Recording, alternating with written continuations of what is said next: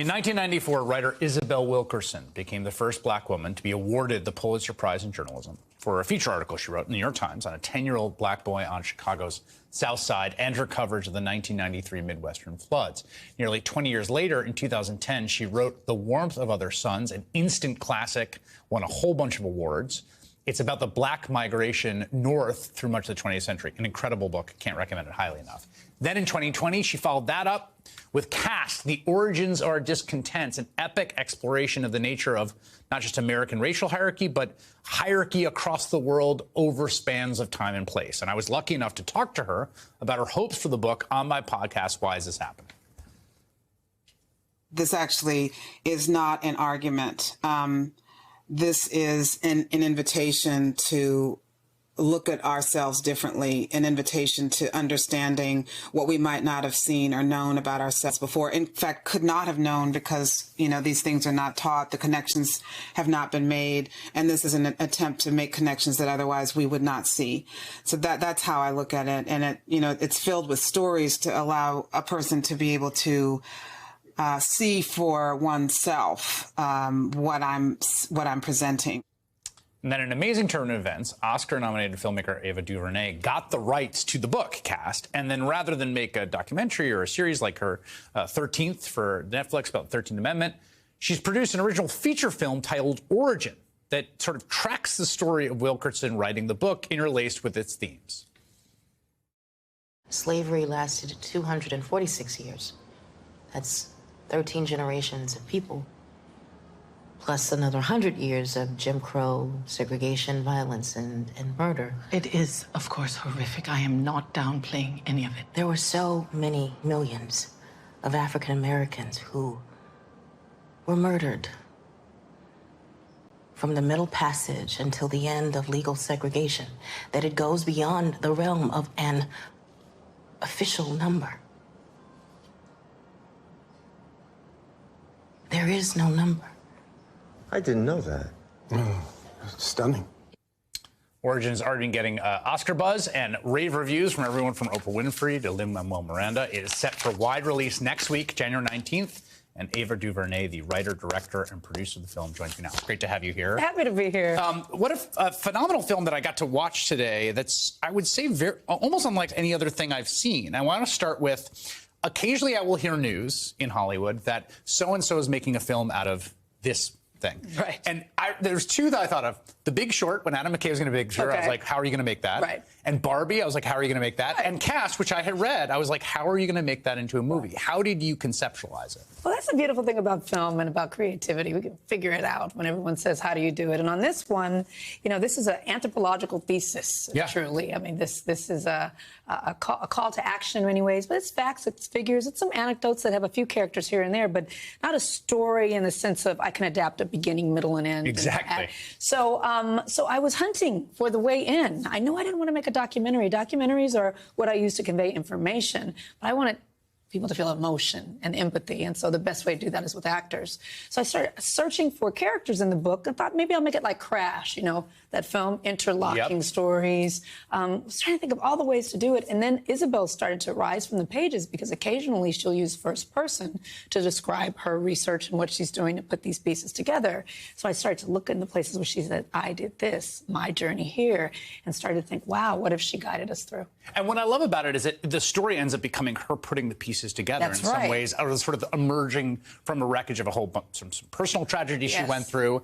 And then it kind of interweaves. So you sort of transport from Nazi Germany to India to her, her vision of it. The other question I had was like how you got the film made. Right. Because again, you're like, oh, I have Caste, right? This is like... It's not the hot studio pitch. It's not the hot studio pitch. It's not transport, No, it's no cape. No one's in a cape. There's no superhero. Exactly. But there is a superhero. She is sort of a superhero. She is a superhero. Yeah. Aunjanue Ellis Taylor, who is outstanding lead in the She film. does a remarkable job. She's yes. incredible. She said that she felt like an intellectual Indiana Jones. Yeah, that has that, right. It's like it has a that. caper. Yeah, a bit of it, because we're globe-trotting. We shot this film in, 37 days in 3 continents, and so we're moving around the world, moving around time, and that is not a real viable pitch for studios. I want to make a film about cast, and so we just bypassed that. We didn't do a whole bunch of studio pitches. We just started to think of who were like-minded individuals, organizations that were interested in this kind of fare, and we came up with a few places. Like the Ford Foundation. Yeah, the Ford Foundation. Yeah. And Melinda Gates and Lorene Powell Jobs and like-minded folks that are interested in this. It's awesome because it looks and has the aesthetics of like a big film. Right? It is. It's a big film made by philanthropists. Yes, exactly. Yeah.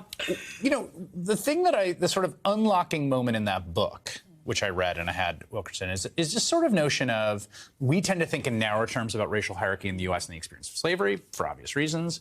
But the experience of hierarchy according to caste is a much broader and global phenomenon through times and space and different history.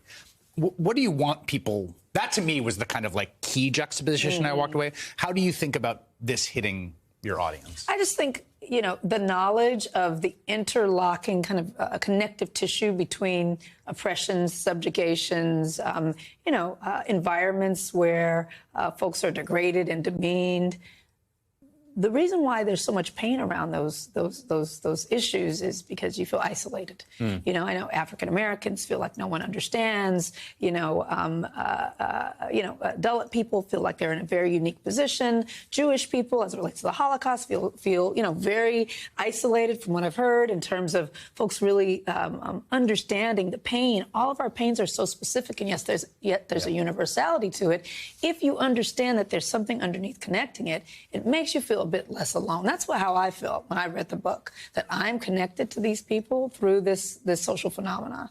And it provided a bit of, it had a liberating quality. Yeah, I think one of the things that struck me about the book, and this comes up in the movie as well, is the idea that, like, when you are presented with another society's caste system, yes, it seems ludicrous on its face. When someone says, like, those are, we call them untouchable. Right. And you're like, well, why? Right.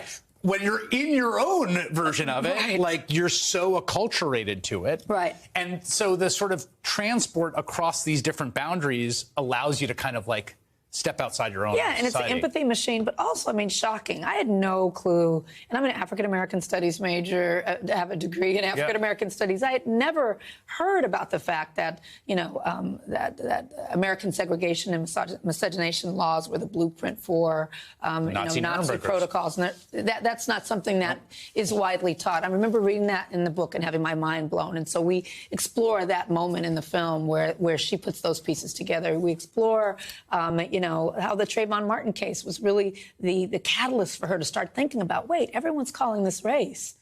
But there's something else going on here. It's a Latino man who stalks and kills a black boy to protect an all-white neighborhood. Does that fit neatly in the box of race? There's something else.